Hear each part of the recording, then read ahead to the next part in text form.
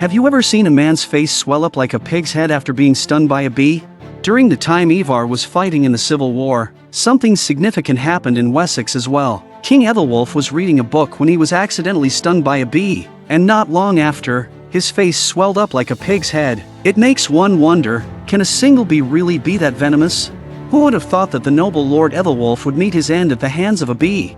However, amidst the sorrow, selecting a new king was of utmost importance. Judith was aware that the council would definitely choose Ethelred as the new king. As the eldest son, not only did Ethelred have the right of succession, but he was also the one whom Ethelwulf had focused on grooming. Yet, Judith requested Ethelred to cede the throne to his younger brother Alfred. Because Ethelwulf was a warrior king, he could only train another warrior by his standards. England at the time needed a ruler who could control the overall situation. Much like Egbert, Egbert had taught Alfred through words and deeds, from which Alfred learned many methods of governance. Moreover, Alfred had been sent to meet the Pope in Rome as a child, where he was crowned in the capacity of a successor to the throne. Due to Heahmund's disappearance, Judith offered the position of Bishop of Sherborne, which was below Heahmund in prestige, to another bishop, Cuthred, in exchange for his support for Alfred. Despite great reluctance, Ethelred eventually followed his mother's arrangement. Naturally, the succession fell to the younger son when the elder one relinquished the throne.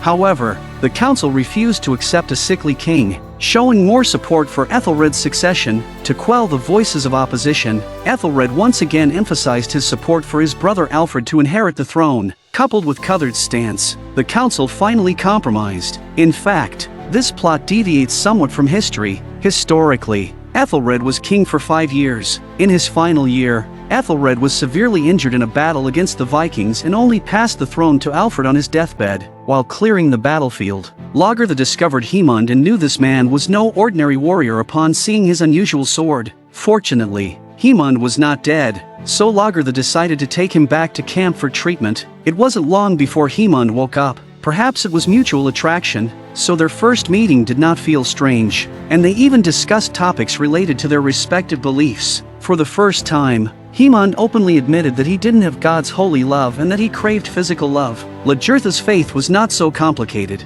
The gods encouraged them to enjoy all pleasurable things. And you have no guilt? No.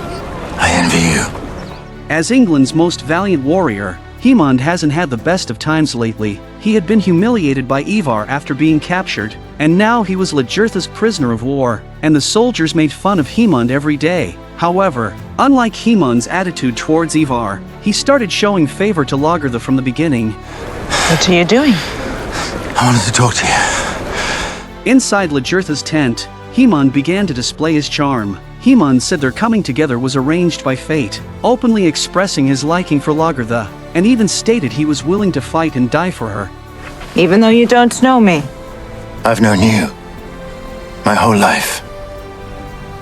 After the defeat, Ivar returned to Harold's domain. Ivar finally tasted defeat. To be precise, he was defeated by his own caution. Harold believed Ivar should be responsible for this failure, while Ivar maintained that victory and defeat were common in war. While exploring the Mediterranean together, Rollo promises to give Hvitserk any help he needs, so they decide to send Hvitserk to Normandy to get help. A few days later, Rollo indeed sent dozens of warships to support them, with a rough estimate of over 1,000 French soldiers joining Ivar's camp. Kattegat also received this news, wondering why Rollo would get involved. With the participation of the French, Kattegat was inevitably lost. Thus, Bjorn once again went to the enemy camp for negotiations, hoping to persuade Rollo not to participate in the war. However, Rollo simply handed over the troops to Hvitserk's command and did not appear in person. Despite Bjorn's pleas, Ivar insisted on attacking Kattegat, vowing not to rest until he avenged his mother's death. I'm sorry Rollo had to involve himself in our quarrel.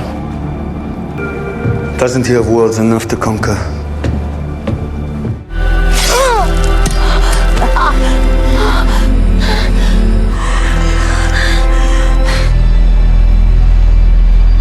This was the Second Battle of the Civil War, also known as Ivar's War of Revenge, and the outcome would directly determine the fate of Kattegat. To better hide in the forests, the Sami people used extensive green to camouflage themselves. Before parting, Bjorn reluctantly said goodbye to Snefrid, but who could have predicted that this farewell would turn into a permanent goodbye?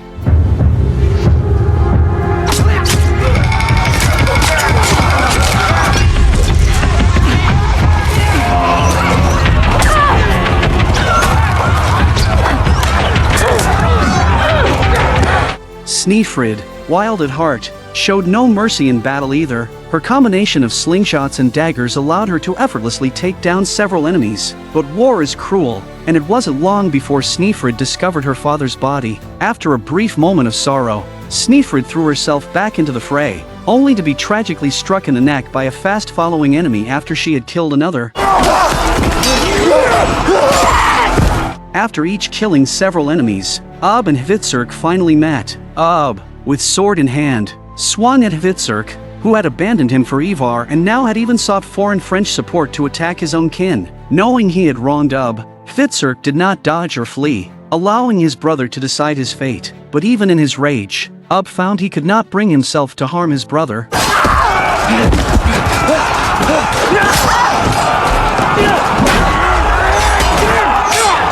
However, the story was different for another pair of brothers. After killing several enemies, Halfdan encountered Harald. I didn't want to kill you, brother.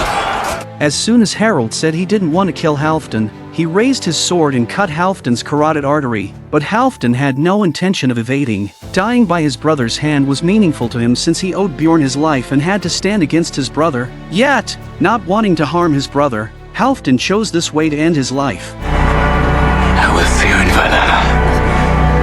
See you in Valhalla.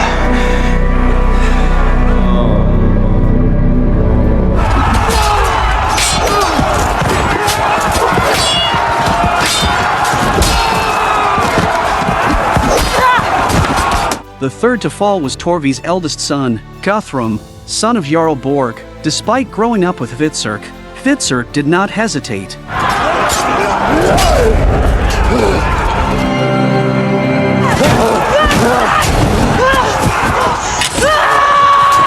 The fourth was Astrid. Lagertha did not want to harm her, but Astrid was bent on seeking death. Astrid did not want to fight Lagertha but could not betray her husband either. Moreover, the child in her womb was conceived from rape by Håkon, so every mention of the child reminded Astrid of her humiliation. With no other choice, Astrid swung her sword at Lagertha, who reflexively struck back, ending Astrid's tragic life.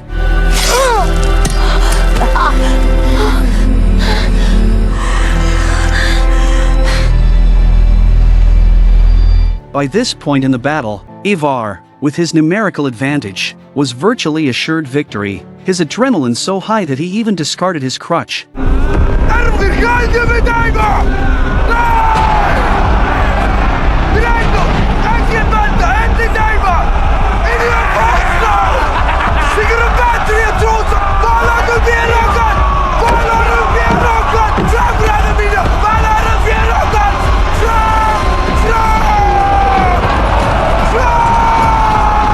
The primary reason Ivar initiated this civil war was to avenge his mother's death. Had Lagertha not fired that arrow, perhaps none of this would have happened. Ivar also spotted Heahmund, whom he greatly admired, although Heahmund had now turned from ally to enemy, but none of that mattered now. To Ivar, everyone else was like soulless skeleton soldiers. He sought only Lagertha's life. At any cost, Bjorn ordered his archers to fire at Ivar's position. Ivar confidently faced the barrage of arrows, and miraculously, the arrows once again missed him. Bjorn was left stunned by the sight. It seemed the gods were indeed on Ivar's side, and at his command, the French soldiers began to enter the fray, mopping up what remained. Seeing the fields overrun by the blue-clad army, Bjorn knew the situation was lost, so he ordered a retreat, signifying their loss of Kattegat. They had to pack up and leave immediately, for Ivar would soon lead his forces to take everything that belonged to them. The most heart-wrenching sight was Lagertha, curled up in a corner with a vacant stare, her hair turning white in an instant. She had lost not only her kingdom but had also killed her lover,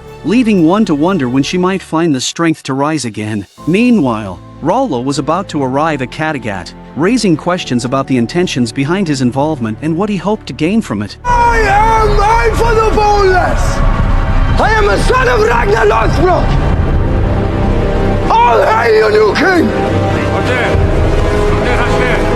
Although Ivar managed to take Kattegat, he wasn't happy because he didn't get to avenge his mother's murder as he had hoped. But Harald was even more despondent, having killed his brother by his own hand and lost his wife and unborn child. Even conquering the world couldn't fill the void he felt inside. Soon after, Rollo arrived at Kattegat, his support stemming from a belief in Ivar's victory and a desire to seize the opportunity to sign trade agreements and mutual aid pacts. given Kattegat's status as Norway's largest trading port. As for the whereabouts of Bjorn and the others, despite deploying a large search party, their location remained elusive. It turns out, they had escaped to an abandoned farmstead. This was the same refuge used by Ragnar's family when Borg took Kattegat. A time before Ivar was born, Lagertha refused to accept this outcome, but with their current strength, there was no way to stand against Ivar. Heahmund suggested seeking refuge in England, on the condition they pledge loyalty to King Ethelwulf. Clearly unaware of Ethelwulf's passing, Heahmund believed his relationship with Ethelwulf could guarantee safety for Lagertha and her company in England,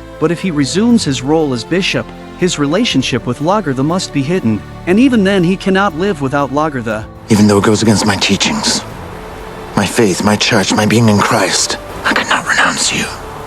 You are an incredible woman, Lagertha. A god must have meant for us to meet. Heahmund's words deeply moved Lagertha. It seems England was their next destination. Meanwhile, Rollo had stealthily left Kattegat and made his way to the farmstead, a place where he, too, had once resided. Rollo was straightforward in his proposal to bring Lagertha and her son back to Francia, promising their safety. Lagertha was puzzled. Rollo was helping Ivar against them, yet he also promised to protect them. Rollo's intentions were clear. He hoped to force Lagertha into a corner with Ivar's help, then play the hero by taking them in. Rollo had always loved Lagertha, even claiming Bjorn was his son. Lagertha couldn't refute this claim, given her history with Rollo, but Bjorn disagreed. You may be my father, but then again you may not. At the time of my conception, you may have been laying with my mother, but then again so was Ragnar. So who do I look most like? Who do I resemble most? In spirit and principle. Ah, now that is of most importance. And for that, undoubtedly, Ragnar. The notion that Rollo was Bjorn's father might have been wishful thinking on Rollo's part. After all, sleeping with Lagertha didn't make him Bjorn's father, especially since Bjorn was historically much older than Rollo. Even with Rollo's promise of wealth and honor, Bjorn remained unmoved, tired of Rollo's duplicity. He betrayed us. He betrayed my father. You nearly died because of him, Lagertha. Because of his treachery. And then, he betrays us a second time with Ivar. Though they rejected Rollo's offer, he still ended up helping them. Rollo informed Ivar of Lagertha's location, but she had already left, leaving Ivar to lead a large force to capture nothing. Lagertha and her group took this opportunity to return to Kattegat and steal a warship.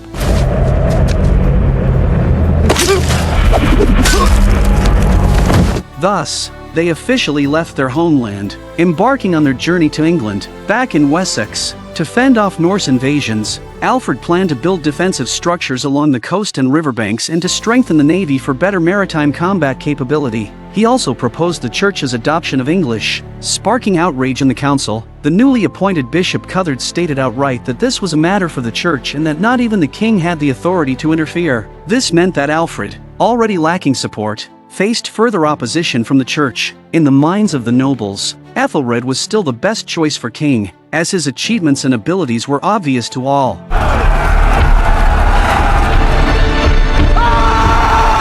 Soon, Lagertha and her group reached Wessex via the River Elne, but the soldiers on the shore saw the Viking ship and immediately shot arrows from their bows. But Ethelred recognized Heahmund in time, otherwise they would have ended up like the pirates. We will it Heahmund, je moet! We doen het, vaderen!